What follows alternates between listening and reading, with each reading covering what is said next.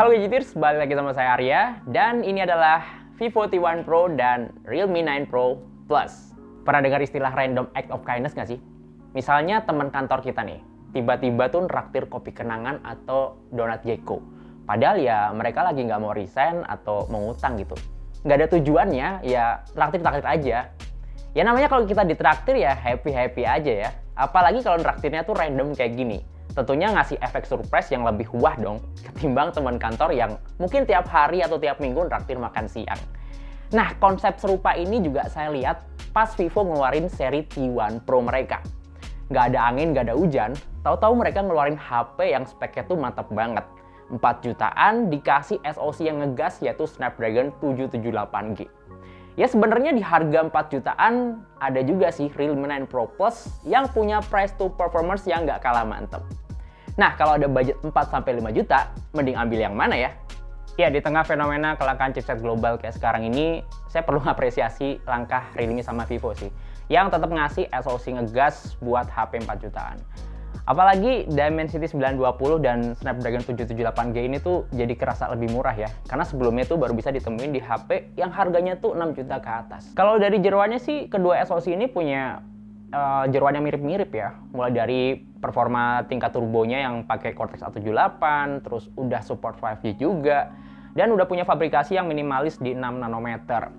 Nah, pas dipakai buat main game, kedua SoC ini juga punya performa yang cukup optimal sih. Misalnya main PUBG Mobile, dia dapat settingan yang terbilang cukup enak ya di harga 4 jutaan, yaitu Smooth Extreme. Udah bisa jalan di 60 fps dan nggak ada lag yang berarti gitu. Artinya pas kita lagi traveling, pas lagi naik mobil itu performanya masih tetap stabil. Untuk kontrol pakai gyronya juga nggak ada delay. Layar sentuhnya juga saya suka banget, responsif. Karena touch sampling rate-nya juga lumayan tinggi ya di 180 Hz.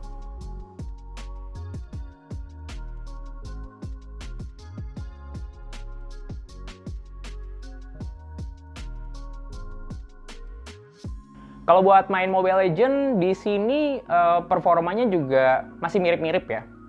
Perbedaannya paling di Vivo T1 Pro yang mana di bagian refresh rate-nya tuh udah bisa nyalain opsi ke super. Ya meskipun pas saya monitor pakai PerfDock gitu, nggak ada perbedaan yang berarti sih.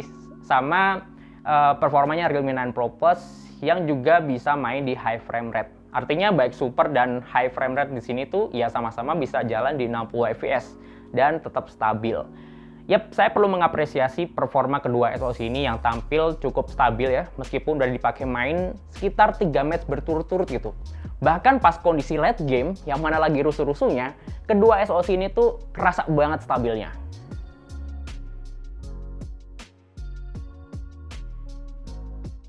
Buat dipakai main Genshin Impact juga kayak nggak ada beban gitu buat SoC ini. Tetap lancar dan ini saya main di low 60 fps.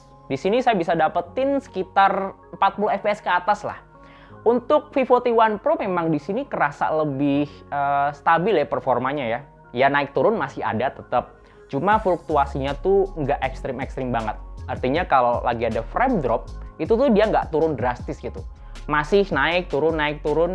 Dan ya bisa dapetin rata-rata di 49 fps. Kalau Realme 9 Pro Plus ini paling di kisaran 43 fps, yang mana udah cukup playable juga. Cuma untuk main dengan waktu yang relatif lebih lama, Realme 9 Pro Plus ini agak sedikit panas sih.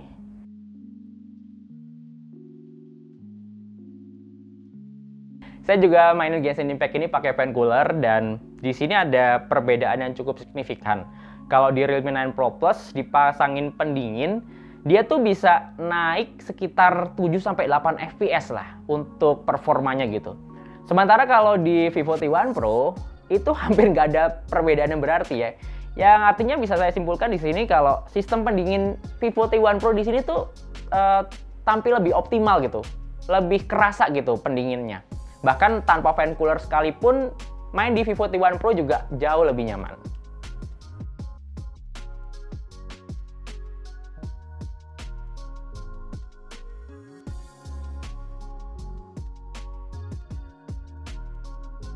Kalau buat perkameraan, saya sih nggak begitu peduli sama resolusi kamera ya. Apalagi sekarang tuh trennya emang udah puluhan megapiksel. Karena ya resolusi itu kan baru bakal kelihatan kalau dicetak. Ya selama lihat hasilnya cuma lewat layar, yang kelihatan kan hanya perbedaan warna, terang gelapnya, dan lain-lain. Saya sih di sini lebih concern sama SoC yang dipakai, yang sebenarnya juga punya peranan buat nentuin hasil foto atau video lewat ISP atau Image Signal Processor. Dan saya makin penasaran juga pas ngebaca salah satu komen di videonya Realme 9 Pro Plus dan Samsung A33 kemarin, yang cukup terkejut pas ngelihat jepretan kameranya Realme. Ternyata ISP MediaTek itu nggak seburuk yang dibayangin ya. Bahkan disandingin dengan ISP-nya Snapdragon 778G di Vivo, hasilnya boleh banget diadu sih ini. Jepretan Vivo sebenarnya udah cakep, detailnya juga dapet, warnanya pas, dan dynamic range juga cukup luas. Tapi emang sih kalau udah ketemu sama Realme, ini kerasa banget jomplangnya. Kalah di warna yang kurang berani aja. Kamera Realme emang lebih kepake di kondisi langit mendung sendu kayak gini sih. Warnanya tuh tetap asik tanpa perlu diotak-atik di Snapseed atau Lightroom lagi.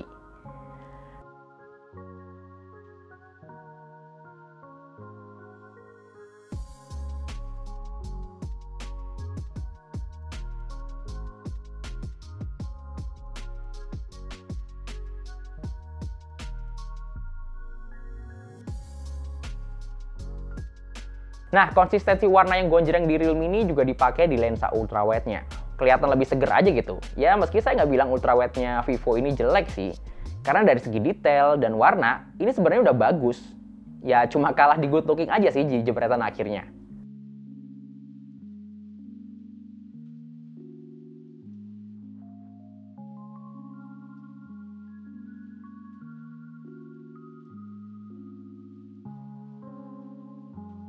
Cuma emang sih sensor kamera flagship yang dipakai di Realme 9 Pro Plus ini tuh bukan kaleng-kaleng ya. Ditandemin sama OIS untuk bikin kameranya tuh lebih stabil di kondisi low light, hasil foto-foto malamnya emang kelewatan banget sih cakepnya. Terang tapi nggak lebay gitu. Detail lampu juga masih bisa dijaga dengan cukup baik. Kalau mode malamnya Vivo T1 Pro ini malah agak aneh ya. Hasilnya tuh kayak mau dipaksa terang, tapi jatuhnya malah lebay gitu. Terlalu putih dan ngilangin detail yang seharusnya ada. Saya malah lebih suka sama jepretan tanpa mode malam kalau pakai Vivo ini. Karena secara detail dan warna, itu kayak lebih pas aja gitu porsinya. Ya tentu aja tetap kalah terang sama Realme punya.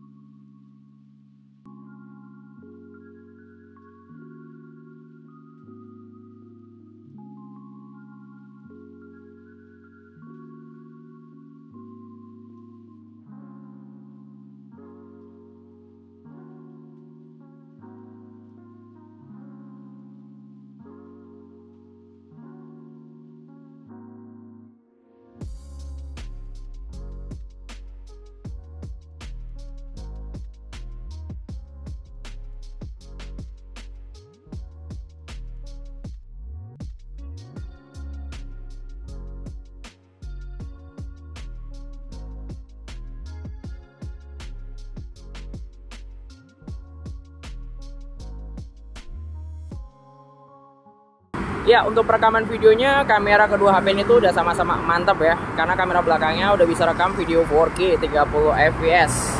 Paling yang ngebedain tuh lebih ke sudut pandang sih, dimana kameranya Realme 9 Pro Plus itu punya sudut pandang yang lebih luas dibandingin Vivo T1 Pro. Kalau untuk kestabilan gimana sih? Menurut Anda lebih cakepan Vivo T1 Pro atau Realme 9 Pro Plus di sini? Kalau pengen rekam video 60 fps juga bisa banget di kedua HP ini. Tapi untuk resolusinya bakal diturunin ke Full HD ya. Nah, yang menarik tuh di Vivo T1 Pro. Ini kalau kita pindahin ke 60 fps, dia bakal ada opsi buat bikin hasil videonya jadi lebih stabil lagi.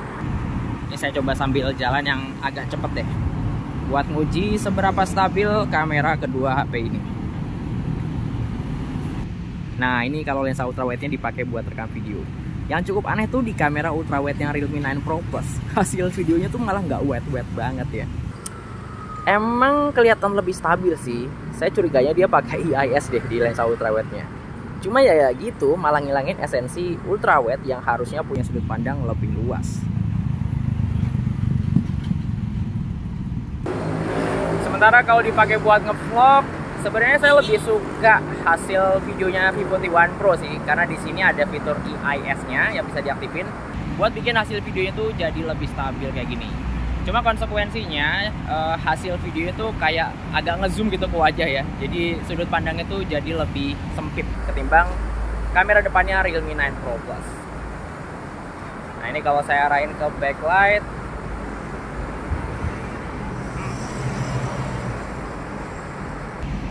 ya, Vivo T1 Pro masih cukup cakep ya.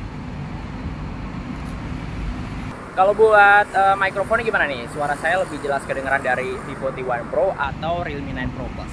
Komen di bawah ya. Untuk layar, keduanya udah punya porsi yang bisa dibilang sweet spot banget ya. Panel Super AMOLED, refresh rate 90Hz yang juga sama-sama adaptif. Resolusi juga udah Full HD. Tapi kalau Anda tuh lebih sering maraton streaming di Netflix, memang sih layar Vivo T1 Pro ini tuh lebih maknyus. Karena dia udah bisa streaming konten HDR, yang mana kalau kita coba format HDR, apalagi Stranger Things yang baru itu, season yang keempat, juga hadir dalam format HDR, itu memang hasil warnanya tuh jauh lebih realistis sih. Jadi warna yang kita lihat di video itu kurang lebih sama dengan warna aslinya. Palingan poni di layar Vivo ini yang agak gatel sih buat dikomenin gitu. Padahal ya sebenarnya ada HP 20 jutaan yang sekarang juga masih pakai poni, ya biasa-biasa aja kan. Tapi kalau untuk speaker, memang sih Realme 9 Pro Plus ini tuh lebih jedak-jeduk karena dia udah punya dual speaker di atas dan bawah. Seberapa jauh bedanya, coba deh dengerin.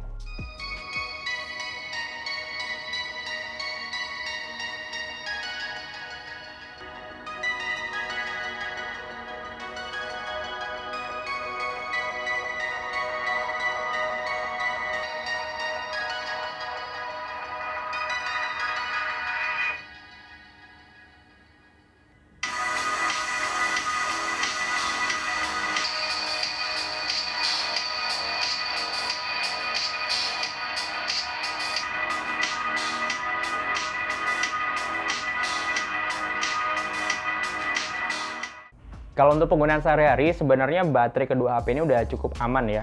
Ya meskipun secara kapasitas Realme 9 Pro Plus ini tuh lebih kecil dibandingin Vivo T1 Pro. Tapi saya nggak nemu perbedaan yang cukup signifikan sih dari perbedaan 200 mAh di kedua HP ini gitu. Bahkan di beberapa kondisi, daya tahan baterai di Realme 9 Pro Plus ini kelihatan lebih bagus.